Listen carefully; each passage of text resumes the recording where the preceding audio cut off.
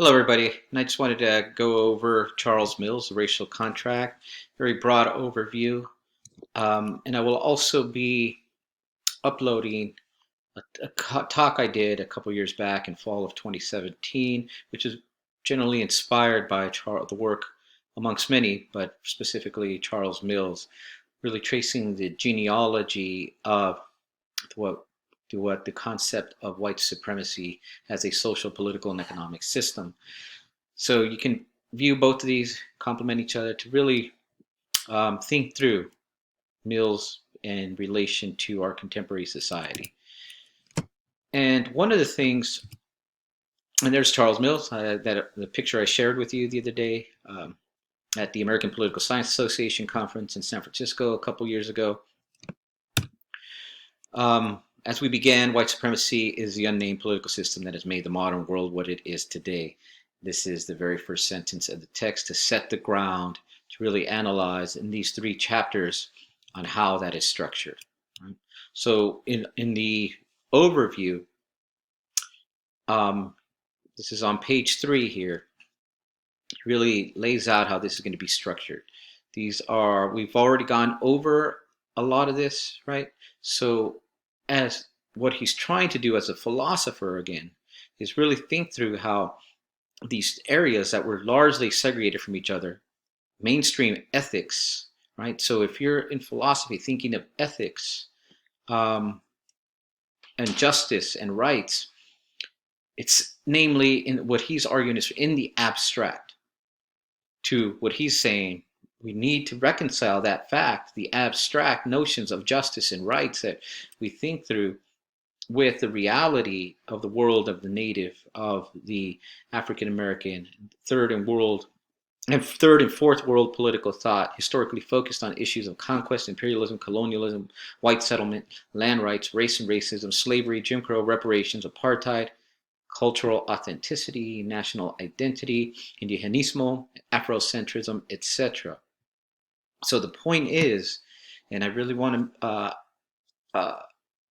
have us think about this when we're thinking about notions of freedom, notions of democracy, notions of liberty, notions of citizenship, all these in ideal forms from an ethical, a moral perspective.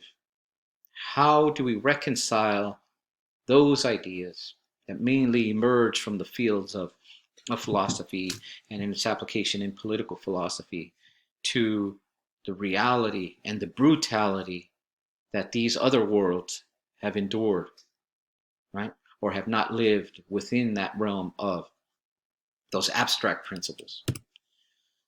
So what he says here on page 6, the aim is to adopt a non-ideal contract as a rhetorical trope and a theoretical method for understanding the inner logic of racial domination and how it structures the polities of the West and elsewhere.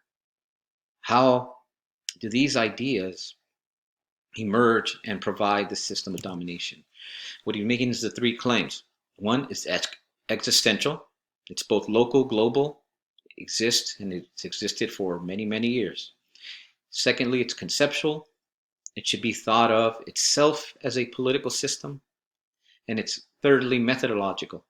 As a political system, white supremacy can illuminate and be theorized as based on a contract between whites, right? A racial contract.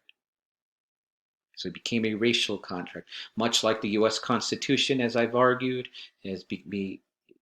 codifies the racial contract, codifies a racialized form of citizenship with the 1790 Naturalization Act, U.S. citizenship, free whites only, etc., etc. So what is ontology? It's the branch in metaphysics concerned with the nature and relations of being, the study of being, right? So in this, Charles Mills, when he refers to a social ontology, is that structure that is created due to these ideas, right? So social ontology is what he calls is the color-coded morality of the racial contract restricts the possession of this natural freedom and equality to white men. So what begins to emerge here is by virtue of their complete non-recognition, or at best inadequate myopic recognition of the duties of natural law, non-whites are appropriately relegated to a lower rung on the moral ladder, the great chain of being. They are designated as born unfree and unequal. A partitioned social ontology is therefore created, a universe divided between person and then racial subpersons. Right? So, and these would be the subject races, not the objects of inquiry from any of those philosophical realms of inquiry. And if we're thinking now historically, but in the present, we are dealing with this, what he calls this great chain of being, right? When we're thinking about who is free, who is unfree, who is the benefit of all rights and recognition, and who is not, who is to be racialized in society or dehumanized and cast out of this chain of being.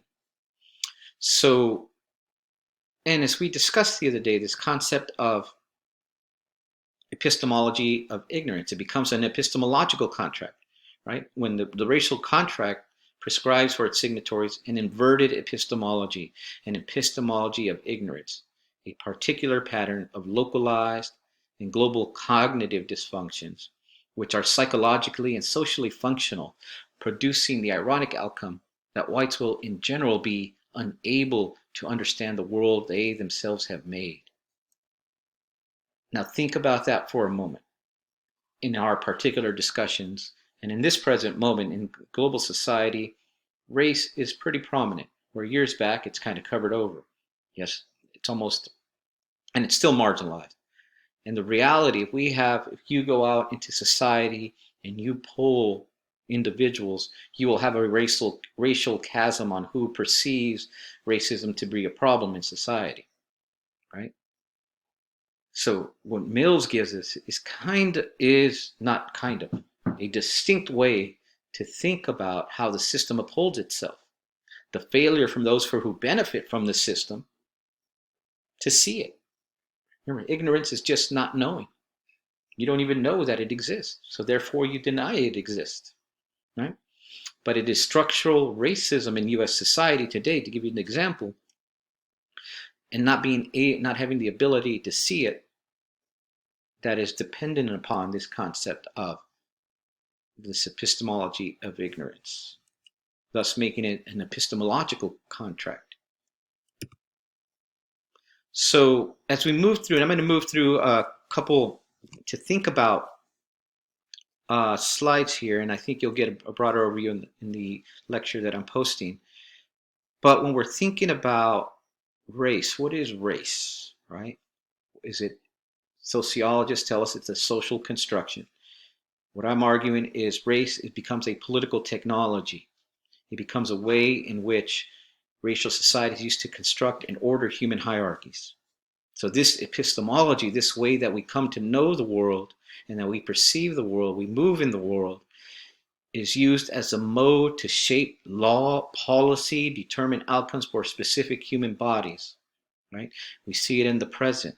Who is confined to what space? Who is confined to what realm, not only of knowing, but of determining policy and outcomes and access to resources? And how do we move interpersonally? So race and racism is not an interpersonal relation. It is a structural relation, and it emerges from the air that we breathe in, that form of racial knowing or epistemology. Right? And I'm going to pause here as he's laying out how it becomes an expropriation contract, slavery contract, and a colonial contract, to think about how these contracts were established, right? Now emanating into laws and policies, right? That really begin to structure the production of inferiority through law. Law becomes the main avenue in which to other those who are non-whites, right? From whether the U.S. Constitution, black bodies are simply property. Anyone who is non-white is not a citizen, right? To give you our example. But this begins to function with Europe proper and its colonial possessions and appendages into the present.